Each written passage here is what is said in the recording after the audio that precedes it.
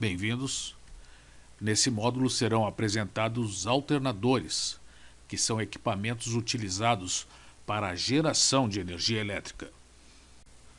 Para explicar o funcionamento dos alternadores, vamos considerar um campo magnético ideal, que aqui está representado por suas linhas de força paralelas e igualmente espaçadas entre si. Vamos acrescentar aqui uma espira retangular de base B e altura A, cuja superfície posiciona-se perpendicularmente às linhas de força do campo magnético. Esta espira está rigidamente acoplada a um eixo que a faz girar quando submetido a um conjugado. Temos aqui uma vista frontal do nosso alternador, em que a espira forma um ângulo de 0 graus com um eixo de referência perpendicular às linhas de força do campo magnético. Temos aqui uma outra imagem em que a espira foi girada em torno do seu próprio eixo e passou a formar um ângulo de θ relativamente à referência vertical. E aqui, nessa terceira imagem, a espira está formando um ângulo de 90 graus relativamente à referência vertical.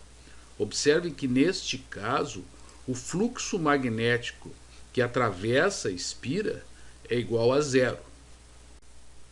A condição na qual se estabelece o fluxo máximo através da espira é essa, em que ela se posiciona 90 graus relativamente às linhas de força do campo magnético.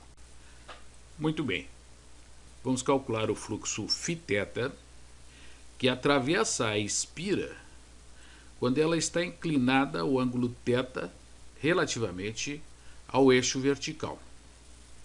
Para tanto, vamos considerar a altura A da espira e essa altura Aθ igual a A cosseno θ, que é a projeção da altura A inclinada pelo ângulo θ.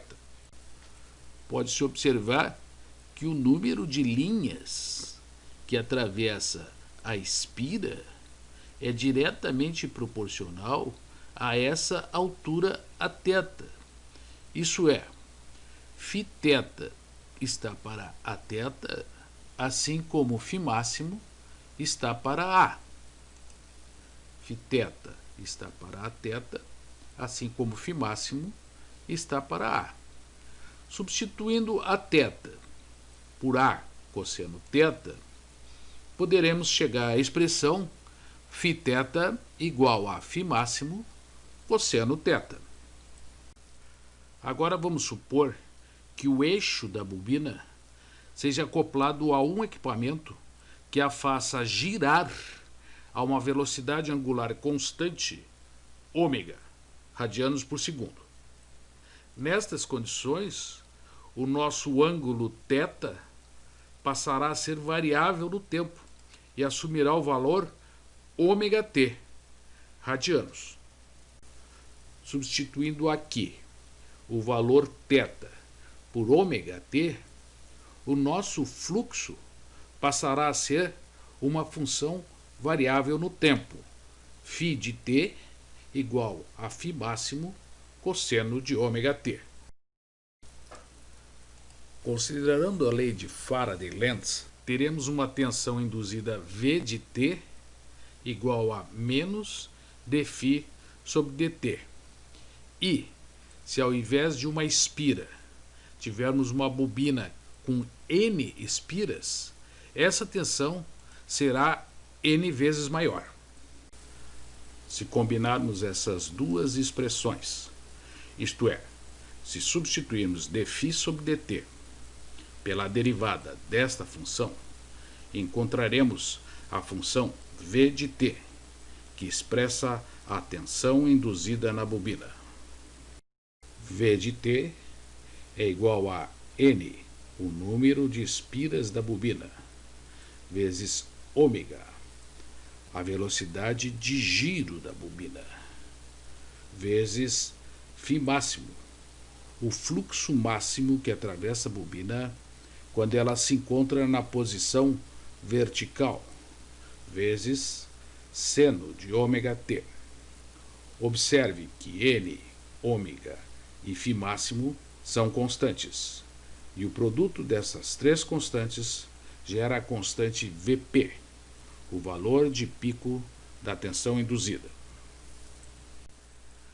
Resumindo, aqui está a forma de onda como é vista no osciloscópio. Este período é o mesmo período necessário para que a bobina faça um giro completo. Isso é, o período é calculado como 2π sobre ômega. E este valor de pico é definido pelo número de espiras, a velocidade angular e pelo fluxo máximo que atravessa a bobina.